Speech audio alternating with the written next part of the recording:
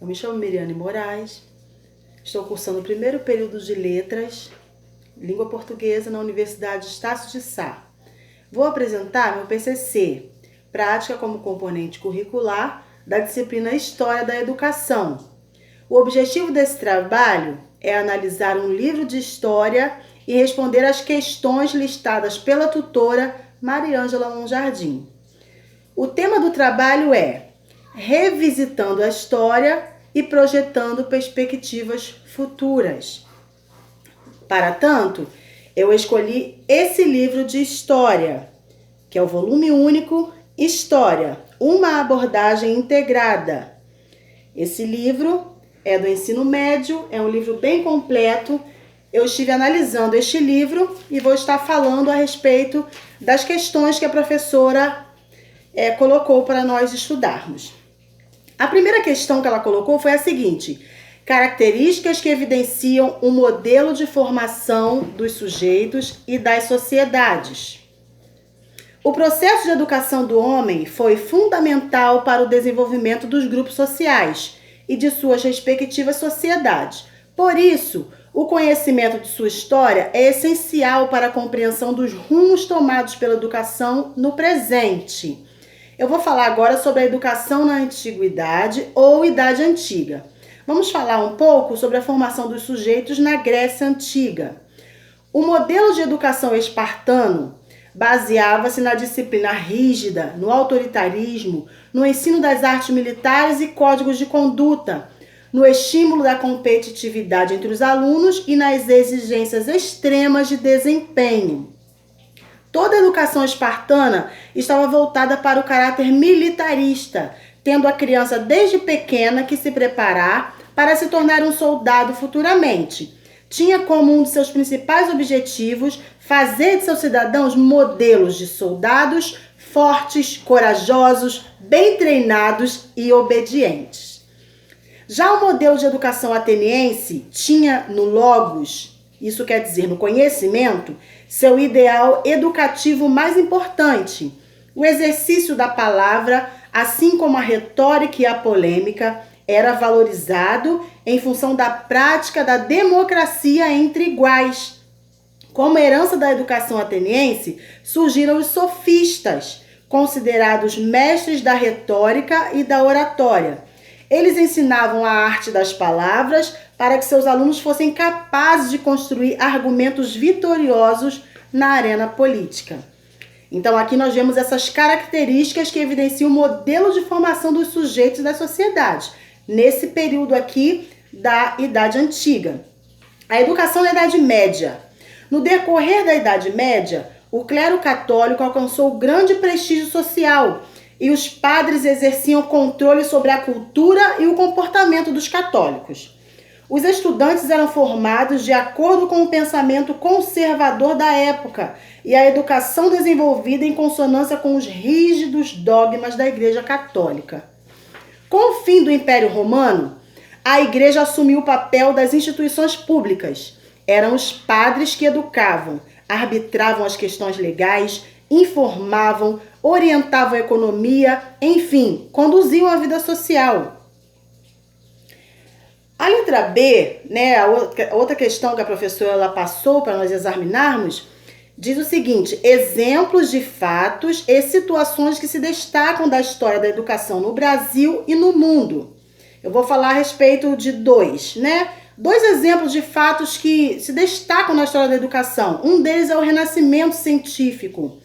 Os renascentistas adotaram um certo distanciamento em relação às pregações católicas que dificultavam e muitas vezes condenavam a investigação científica. Essa atitude favoreceu, a partir do século XVI, o desenvolvimento de vários ramos da ciência.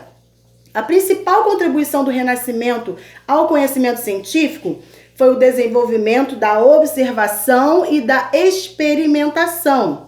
Leonardo da Vinci inventou vários mecanismos e aperfeiçoou outros já conhecidos. Dedicou-se ao estudo da anatomia humana, da física, da botânica e da astronomia. Nicolau Copérnico ampliou os conhecimentos em matemática, mecânica e astronomia, formulou em 1543 a teoria heliocêntrica, segundo a qual a Terra gira em torno do Sol, contrariando a doutrina católica medieval que defendia a ideia de que a Terra seria o centro do universo, que é a teoria geocêntrica. Outro exemplo de um fato, em situações que se destacam da história da educação no Brasil e no mundo, é o impacto da tecnologia na sociedade.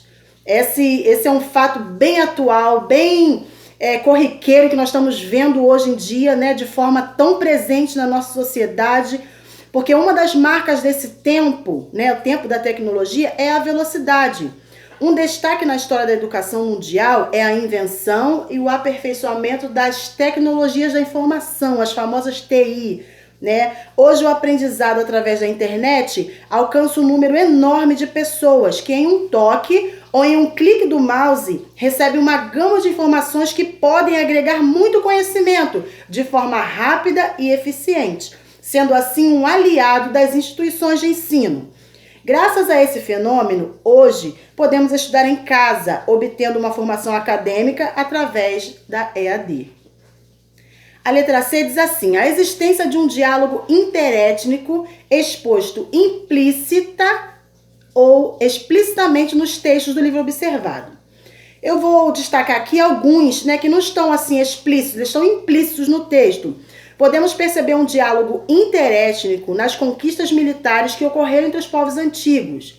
Nós podemos ver isso quando a Síria conquista os hebreus, A Assíria vai conquistar Israel e ali nós vemos que eles vão misturar os povos, os hebreus vão trazer povos de outras nações e vão colocar junto com eles, e ali vai ser misturada a crença, os costumes, a religião, a cultura, tudo aquilo ali vai ser somado e vai ser agregado junto e vai haver uma mistura, um diálogo interétnico. Então, vai haver aquelas trocas que nós chamamos de diálogo interétnico, Então, aqui, isso aconteceu na época da Assíria, quando conquista os hebreus. Igualmente, quando a Babilônia conquista os hebreus, também houve essa mistura. Muitos aderiram à religião babilônica e começaram a se tornar politeístas, adorando aquelas imagens, aqueles deuses que eram adorados ali na Babilônia.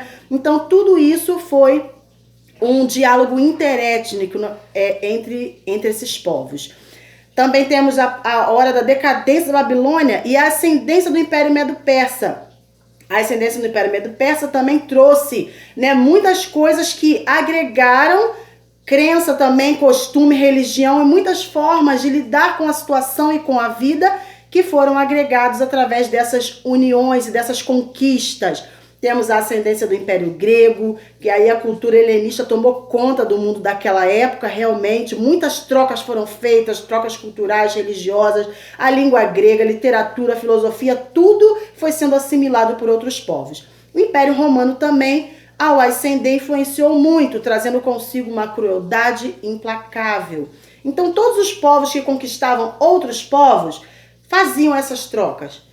Acontecia esse diálogo interétnico, que não está explícito no livro, mas está implícito, aqui nesse livro. E a última questão, que seria a letra D. O livro expõe contribuições dos povos e dos fatos históricos na constituição dos modelos de formação do sujeito e na instituição do conhecimento? Sim, o livro expõe essas contribuições. Uma delas é a seguinte: como mantinham contato com várias civilizações, os fenícios foram responsáveis pela difusão cultural na antiguidade e deixaram como legado um alfabeto que se tornou a base da escrita grega e latina. Dentre os sistemas derivados do fenício estão o alfabeto grego, a escrita itálica antiga e o aramaico. Então, essa é a contribuição dos fenícios, Contribuiu para a formação do sujeito e para a instituição do conhecimento. Os gregos, contribuíram muito, com a criação do sujeito, a formação, a instituição do conhecimento. Por quê? Porque os gregos contribuíram com literatura, com teatro, com escultura, com arquitetura, com a filosofia. Os mais importantes filósofos gregos foram Sócrates, cuja principal preocupação era o comportamento moral dos cidadãos, Platão, que acreditava que o mundo real é o mundo das ideias, o qual o homem atinge pelo conhecimento, e Aristóteles defendia a pesquisa e a experimentação como forma de chegar ao conhecimento e à verdade. Esse foi o meu PCC de História da Educação. Muito obrigado.